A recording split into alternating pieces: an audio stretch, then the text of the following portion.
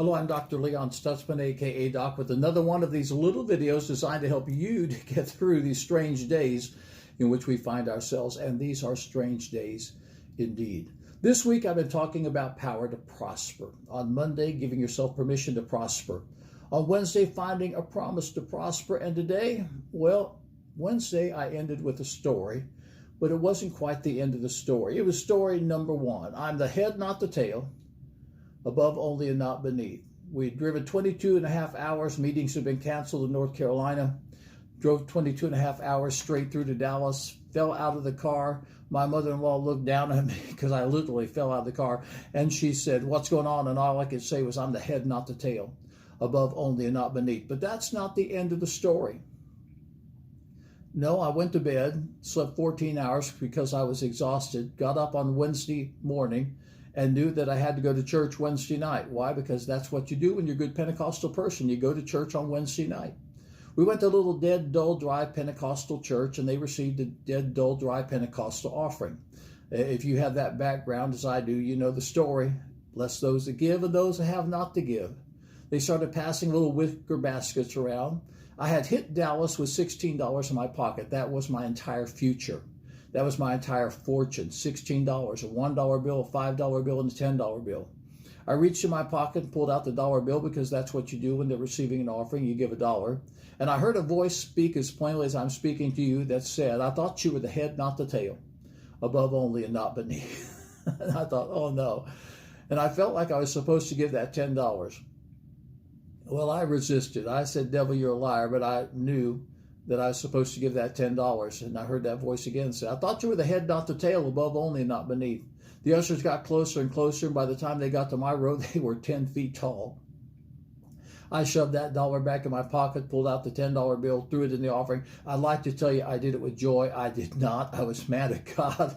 I was upset. That's my last $10. That was my whole fortune. That was my whole future. Nothing had changed. Nothing was opening up. I didn't have a church to pastor. I didn't have invitations to hold revivals. Nothing had changed. We walked out of church that night. I told Connie I just gave away our last $10. And she said, "Yeah, I know it." By that time, she's kind of used to me doing that. But the next day I made a phone call, and the church that 2 weeks before had said, "Well, we can't have a revival." So we'll come up Saturday night, and if the service is good, you can preach Sunday night. And if the service is good, we'll have a revival. Well, Saturday came and God met us. Sunday came, God met us. And for the next 2 weeks, we had revival. That revival opened another revival. And the next revival opened another revival. And within a few months' time, we were busy all the time in small churches in Texas, Arkansas, and Oklahoma. And then God opened the big doors. Dole Hart in Los Angeles, California, Ralph Hart in Detroit, Michigan, other great churches across the nation. The big revival in Fremont hit, and well, the rest is history. It's been about 45 years now of success in ministry, all because I sowed that seed. Now, you may think this is about sowing seed, but it's actually not. It's about operating in principle. Permission, promise, and principle. Sowing seed is a principle. If you learn to live your life on principle, you never have to ask yourself, what am I supposed to do? Let me give you an example. Jesus said, "Thou shalt love thy neighbor as thyself." That's a principle. So why do I treat people the way I want to be treated? Because Jesus said to love your neighbor as yourself. That is a principle. When you discover the power of principle and learn to live in principle, anything can happen if you have learned to live in principle. There's power in principle. What kind of principles are you operating in today? Seed time and harvest, that's a principle.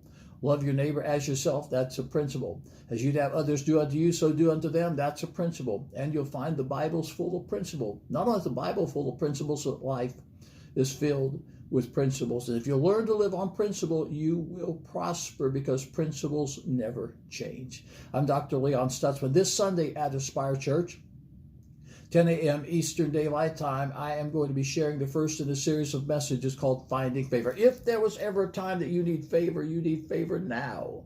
Why? Because though we may no longer be shut in our homes, though the economy may be opening up, there's still a lot of people unemployed. The recession is underway, and you need favor in the midst of recessionary times. Finding Favor this Sunday. Catch it live on the live stream at aspirechurch.tv, or catch it on Facebook at Aspire Church TV. That's Facebook, Aspire Church TV, or the live stream AspireChurch.tv. Once again, 10 o'clock Eastern Daylight Time is going to be powerful. I'm Dr. Leon Stutzman. I'll see you next week with another set of these little videos designed to help you to get through these strange days in which we find ourselves.